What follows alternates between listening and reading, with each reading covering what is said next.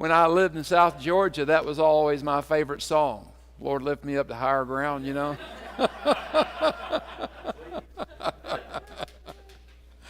As I have said, that was my foreign mission tour when I was in South Georgia. All right, good to see you. Great group with us here tonight. Boy, I tell you what, this feels like revival happening in here on Wednesday night. Keep growing like this. This is good. So good to have you with us. Welcome to those that are online with us. So if you would, take your Bibles. We're going to be in Joshua 3 and 4 this week and next. So we'll deal with Joshua chapter 3 tonight, and we'll get into Joshua chapter 4 next week. Of course, we're dealing with the crossing of the Jordan, so this is some really exciting material to work through, and I can see that I'm going to have greater faith next week and print more outlines, so that's a good thing. So last week we got into chapter number 2, where Joshua sends the spies into across the Jordan into around Jericho and so forth. They go in, spy out the land. They come back after having encountered and been hidden and protected by Rahab, the harlot. But as they're leaving, she says, look, we know about your God. And everybody is faint-hearted because of what your God has done on behalf of your people. So when you come into Jericho, I want you to protect my family. I want my family to be safe. I want to be safe, and so forth. And they said, well, here's what you're going to have to do. Number one, you're going to have to separate yourself from the city. Everybody in one house, and then take this scarlet cord, put it out in the window, and we come in and we attack the city. We'll rescue your family. You'll be safe. But if you don't abide by that, then it's going to be on you. And so you see, the terms of salvation there are very clear, aren't there? There were no ifs, ands, was, maybes, and so forth. It's either here's how it's going to work, or it's not going to work in your favor. And the same thing's true with the gospel. There is one way, not many ways, not another way. And so it's just a demonstration there. And of course, we know as we get further into the book of Joshua, we see where she and her family were indeed saved, and then of course eventually she finds her way into the genealogy of David and so forth, and it's an amazing thing of God's grace at work, but we'll get to that when we get to it. So tonight we're in Joshua chapter 3. So there are basically two main thoughts that we're going to be talking about tonight. The first one are the instructions for crossing the Jordan, okay? Instructions for crossing the Jordan in verses 1 through 13. We'll get started in verse number 1. It says, then Joshua rose early in the morning, and they set out from Acacia Grove, which had been kind of their landing place where they were gathering and assembling themselves, preparing.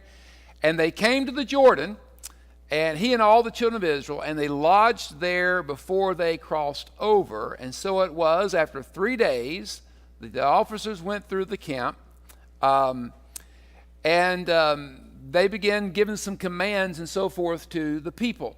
So they were given some instructions. So for 3 days, they moved close to the Jordan River. For 3 days, they're along the banks of the Jordan River. They're able to look at it and see it, probably even see overcross into the promised land, into Canaan and so forth.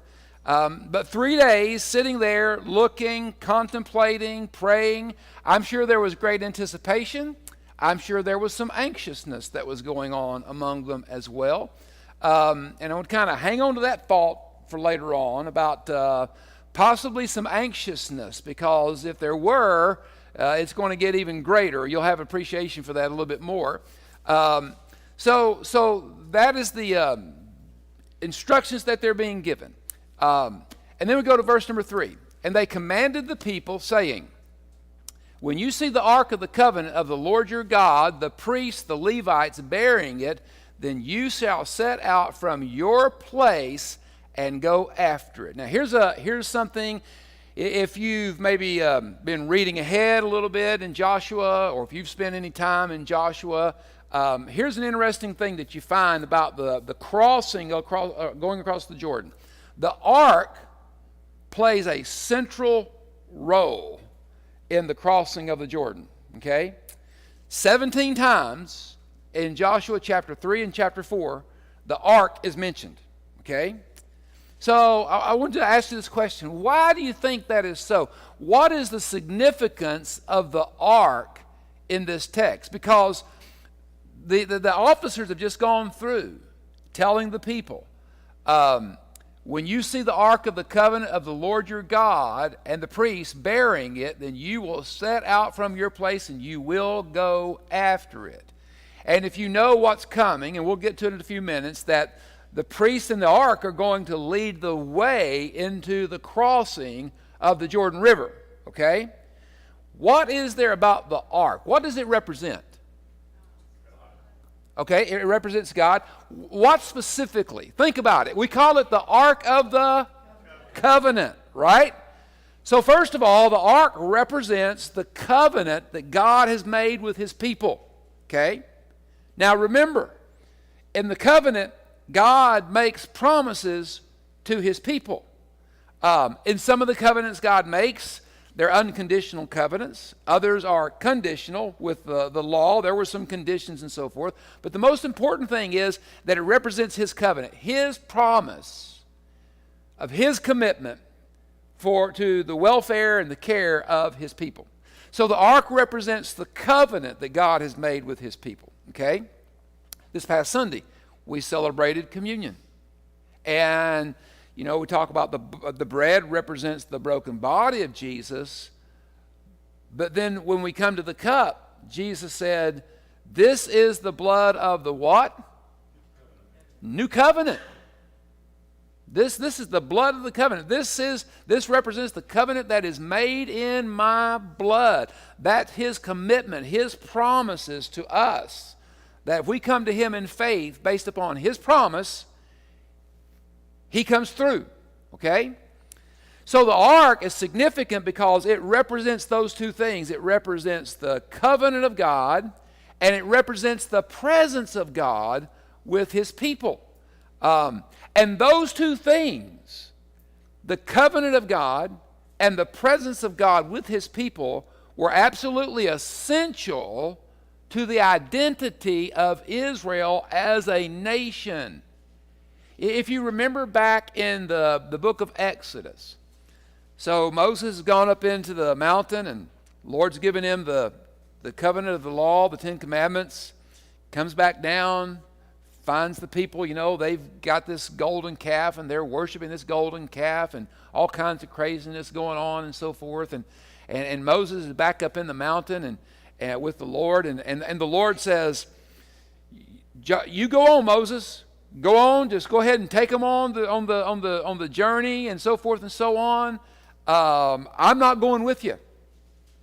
And Moses begins to plead and intercede and says, you got to go with us.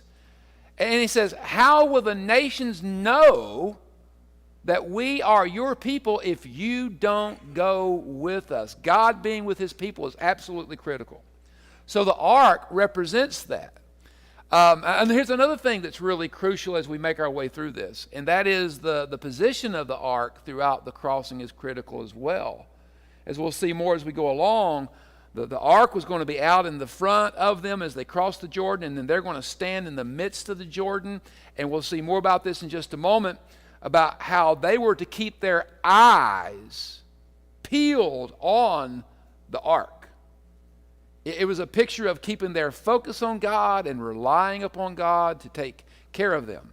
In fact, we see in verse number 4, listen to this, it says this, yet there shall be a space, and so go back to verse number 3. He says, when you see the ark of the Lord your God, the priests and so forth bearing it, then you shall set out from your place and go after it. Okay? You're to go after and follow the ark, following the covenant, follow the presence, okay?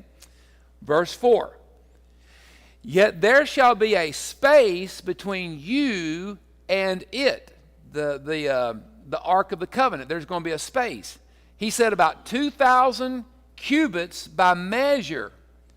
Do not come near it, that you may know the way by which you must go, for you have not passed this way before. So he says, look, the ark is going to be borne by the priests and they're going to make their way out into the Jordan. You're going to set your sights on it. You're going to go after it, but you're going to keep this space of 2,000 cubits between you and the ark. Okay? Now, first of all, the cubits, that Old Testament measurement, okay? Anybody remember how long is a cubit? There is a common cubit and there is a royal cubit, okay? This is going to be more probably common cubit, okay? 18 inches. Fingertips to elbow, approximately, okay? 18 inches. All right, so 2,000 cubits, 2,000 times a foot and a half, okay? What does that come up to? 3,000 feet, okay? So he says, look, you're going to keep 3,000. Now you got to think about this. There's 2 million Hebrews going to cross this Jordan. That's a bunch of people to get across, okay? So you got to think that they are not just passing by on one side. They're going to be passing by on both sides of this thing. So 3,000 feet, okay? Yeah, so you think about, that's one side. So you're talking about an opening in the Jordan River of approximately a mile plus, okay? At least 2 columns of Hebrews passing by on each side, but they've got to be away from it at least that far. So think about it. That means that the opening has to be even more than that. 3,000 feet is the closest they can get, okay? Why? Do what? All right. Number one is a reminder of the sacredness of the ark and the holiness of God. It's a reverence thing. Okay? So that's, let's say that's kind of on the spiritual dimension. But then there's also a practical reason. The Lord said you are to keep your eyes on it. Now think about this. If they were to all be gathering around and crowding around the ark, first of all, they might violate that holiness space, because remember what happened when David was bringing the ark to Jerusalem, and was it Uzzah? Was that his name? The oxen stumbled and the ark teetered, and he's just doing what a normal guy. Reach out and protect it. Well, boom, he's dead. Okay? So first of all, if they're crowding up around it, they're likely to violate that sacred space there, and a hand that is not to touch and be on it. But there's also a practical thing. All of them were told to keep their eye on the ark. If they're all crowded up around it, those that are further out can't see. Okay? So he says, keep the space between you and it, so that you may know the way by which you must go, for you've not passed this way before. Verse 5, and Joshua said to the people, sanctify yourselves. So now they've been brought to the edge of the Jordan River for 3 days. Now here we are on this third day, and Joshua goes and says, sanctify yourselves for tomorrow, the fourth day. The Lord will do wonders among you. But now think about that, because we know, okay, what's coming the next day? They've been told, you're going to be crossing over the Jordan. He says the Lord's going to be doing wonders. Now you got to think about that. Think about all these Hebrews. They have the legacy, unfortunately, of 400 years that they'd had to spend in bondage and slavery, okay? And then not to mention all the many years back to Abraham, Isaac, and Jacob, and so forth and so on. But there's always been this promise that God has said that one day this is going to be your land. Now they had a chance 40 years prior to enter, but the people and the spies failed on that. That generation has died, but that dream is still alive. And so here you are, you've got this new generation, and they're looking across, and tomorrow is going to be the day when that promise is going to begin being ultimately fulfilled. They got to still conquer the land, but they're actually going to enter the land as the nation, the descendants of Abraham. You just have to think about what must have been on their mind, about what a daunting thing, and it's almost like a dream. Is this really happening? And Joshua says, sanctify yourselves, because tomorrow God's going to do some wondrous things, some great things among you. One commentator, Donald Campbell, in his commentary, he writes this. He says, as the day for the crossing approached, Joshua commanded the people to sanctify or to consecrate themselves. Typically, consecrate is a better word. God does sanctifying. Our response is to be consecrating. Okay? Do you know what that means? What does it mean when we consecrate ourselves to the Lord?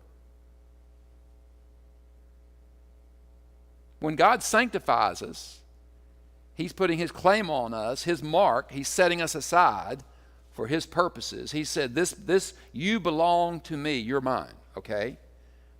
Our response to that is consecration, where we respond by saying, Father, I acknowledge you. I have been redeemed by you. I am yours. And I am giving myself to that. I am devoting myself. I am committing myself to that. And therefore, whatever ways in which I need to clean up my life to reflect your character, your nature, your purpose, I'm going to respond likewise. So basically, it's kind of like consecrate yourself. You guys, if you need to get some things right with God, you need to do that tonight. Big day tomorrow. Okay? Campbell goes on and says this. The Lord tells them to sanctify or consecrate themselves. It would be easier to understand if He had said, sharpen your swords and check your shields, because we think they got to go in and conquer this land, But spiritual, not military preparation was needed at this time, because God was about to reveal Himself by performing a great miracle in Israel's midst. As a person would prepare scrupulously to meet someone of earthly fame, so it was appropriate for the Israelites to prepare for a manifestation of the God of all the earth. Now, let me tell you something. That concept right there about preparing themselves spiritually to present themselves well before the Lord is the basis of one of the reasons why we have historically talked about that when we come to worship, we ought to come with the idea that I am presenting myself before God. That's one of the reasons why we need to think about how I dress.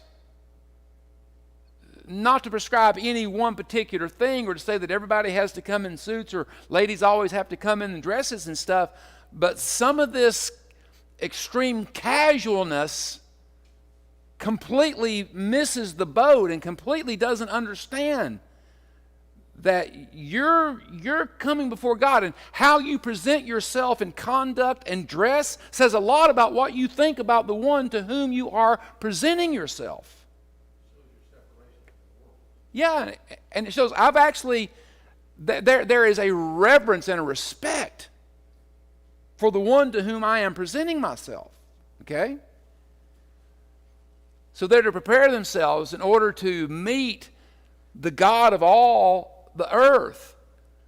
But that was not all. He says the people of Israel were to expect God to work a miracle. They were to be eager, gripped by a sense of wonder, because did not Joshua say to them, God is going to perform miracles among you tomorrow. So man, they need to be thinking, all right, hey, I'm excited. God's going to do something great. Don't have a clue what in the world it is, but God's going to do something great. And that really ought to be the way we live our life, and that's how we ought to come to church and worship and serve Him is, God's going to do something. I don't know how, don't know what, don't know where, don't know when. God's going to do something, okay? God's going to speak. God's going to move. He's going to change something, work this out, whatever it is. Israel was not to lose sight of their God who can do the incredible and the humanly impossible. And that's a good word for us to remember. Amen? Verse 6. Then Joshua spoke to the priests, saying, take up the ark of the covenant and cross over before the people. So they took up the ark of the covenant and they went before the people. So man, hey, it's happening. The day is here. It's happening, okay? Verse 7. And the Lord said to Joshua, this day I will begin to exalt you in the sight of all Israel, that they may know that as I was with Moses, so I will be with you. What do you think God was saying to Joshua? What's he saying to Joshua at that point? I'm going to exalt you in the sight of all Israel. As I was with Moses, so I will be with you. Okay? In other words, God's going to give him the credibility. Exactly. Yeah, and certainly at least the equivalent. Okay? Verse number 8. You shall command the priest who bear the ark of the covenant, saying, when you have come to the edge of the water of the Jordan, you shall stand in the Jordan. So Joshua said to the children of Israel, come here and hear the words of the Lord your God. And Joshua said, by this you shall know that the living God is among you, and that he will without fail drive out from before you the Canaanites, the Hittites, the Hivites, the Perizzites, the Girgashites, the Amorites, the Jebusites. Those were the 7 nations that inhabited the land of Canaan. Okay? But so remember, he said, now God's going to do something wondrous among you. Now he's telling them, God's going to do something that's going to cause you to know that the living God is among you. God's fixing to do something that only God can do. You're going to know that the living God is among you, and that he will without fail make you successful when you go into the land. Okay? Verse 11. Behold, the ark of the covenant of the Lord of all the earth is crossing over before you into the Jordan. Okay, the Lord is crossing over before you into the Jordan, represented by what? The ark. Okay? Now therefore, take for yourselves 12 men from the tribes of Israel, 1 man from every tribe, and we'll talk about the significance of that next week in chapter 4. Okay? Verse 13. And it shall come to pass, as soon as the soles of the feet of the priest who bear the ark of the Lord. Now, let me stop right here before I go any further. So they've been told God's going to do something wondrous. You're going to know that the living God is among you. You're going to know that the God who's going to do something wondrous among you tomorrow is going to be the same God who's going to give you victory over the nations in the land. You're going to cross the Jordan. You're going to follow the priest and the Levites as they carry the ark into the Jordan. That's all they know. They don't know how. All they know is, here's what God's told us. We're going to jump into the deep end. And we don't know how it's all going to work out. Okay? We do. All right. God's going to do something. Okay? God's going to make a way. You ever sing that song, The Waymaker? Y'all remember that song, The Waymaker? All they've known up until this particular point is that you're going to follow the priest into the Jordan. All right?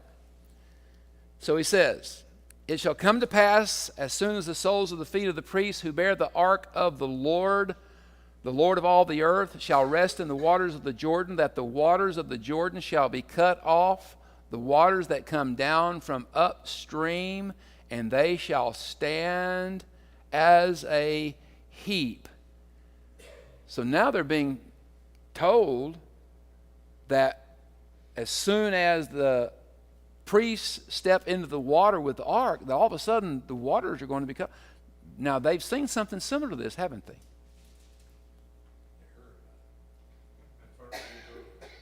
Well, they've heard. Yeah, they've heard. Yeah. They weren't there. They've heard. Okay, they've heard about the Red Sea, all right? And quite honestly, the crossing of the Jordan is Joshua's Red Sea moment. There again, remember, here's what God's doing. I'm gonna give you credibility in the eyes of the people that they will follow you. I'm taking you out from underneath the shadow, and I'm going to make you no longer the junior, no longer the associate, but the equal to Moses. Okay? So those are instructions that they're giving about crossing the Jordan. Now let's look at the crossing of the Jordan itself. All right, verses 14 through 17. So it was that when the people set out from their camp to cross over the Jordan, and again, you got to kind of think about what was going through their minds, after all these years of waiting and so forth. The people set up from their camp to cross over the Jordan with the priest bearing the Ark of the Covenant before the people. And as those who bore the Ark came to the Jordan, and the feet of the priest who bore the Ark dipped in the edge of the water, for the Jordan overflows all its banks during the whole time of harvest. Now here's what makes the crossing of the Jordan even more interesting. So it's not just that they're crossing the Jordan.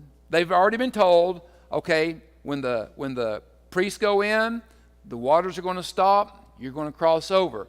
But remember, I told you back early on at the very beginning tonight, for 3 days, they're sitting on the banks of the Jordan River, okay, looking at it. See across, they can actually see the land. But here's the thing about the Jordan. This was getting into springtime. The snows of Mount Hermon to the north are melting. And they are inundating the Jordan River with water. This is not just any regular old season of the Jordan. This is flood season. It's running over its banks. It's like a raging river. It's moving. You know what happens when rivers get inundated with water in flood season? It's dangerous. And so they've been sitting there for 3 days looking over there. And remember, I told you there's some anticipation, probably even some anxiety, because they're looking at that and they're saying, we're going to cross this now? And they don't know how. They don't know any of this other stuff that we just talked about a few minutes ago. But you're talking about taking a real step of faith. Now, it's going to be one thing for the people of Jordan, for the people of Israel to take a step of faith.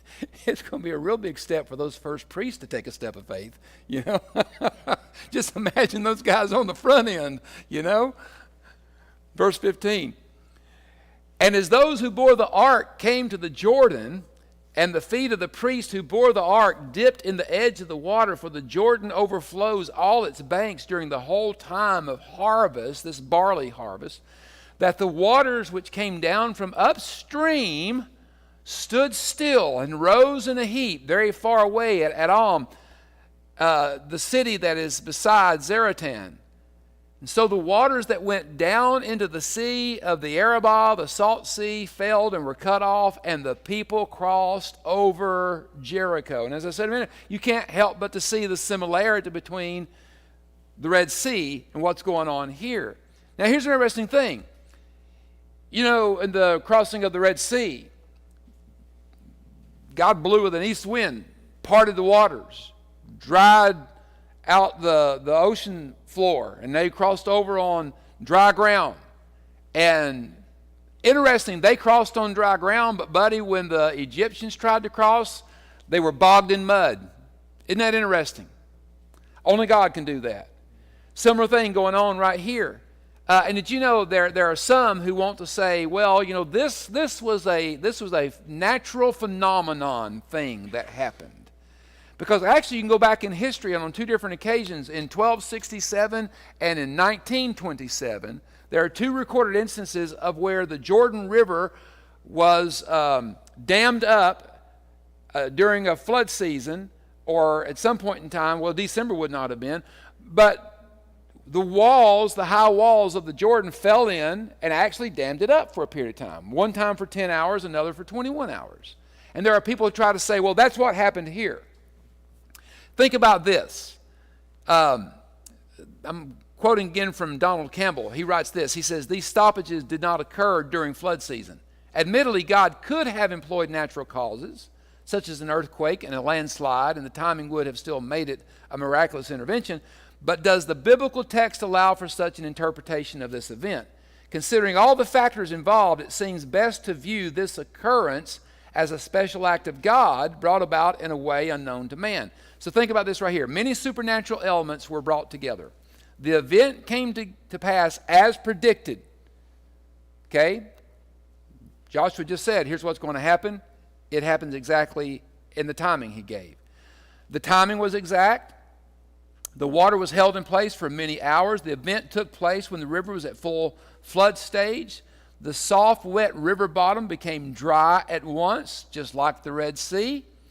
The water returned immediately as soon as the people had crossed over, and the priest came up out of the water. That's all to say, there ain't no question in my mind, God did it. Now, it's like Donald Campbell said in there, could God have done it with natural phenomenon? Absolutely. But here's what I believe God did. I believe God just put his hand down and he stopped the waters of the Jordan and managed miraculously to dry the river bottom out so that they could cross over on dry ground. Don't you think that's the key, is the dry ground? If something dammed it up, that didn't dry up. Exactly. Yeah. Instantly. You according to the text, you have to ask that question. Well, how all of a sudden does a soggy river bottom become dry ground? Okay? Just like you have to ask, how did the Red Sea become dry ground? Well, God did it. In verse 17, then the priest who bore the ark of the covenant of the Lord stood firm on dry ground in the midst of the Jordan, and all Israel crossed over on dry ground until all the people had crossed completely over the Jordan. There again, you're talking about 2 million Hebrews. That's not something that you do very quickly. And people of all ages and so forth. Not to mention animals, carts, so forth and so on that are with them. And so now think about this. So now they've crossed the Jordan. And now they're on the west side of the Jordan. Okay? For the first time in history, the collective nation of Israel, the descendants of Abraham, are standing on the land that he promised to Abraham many years, generations prior. Just think about that.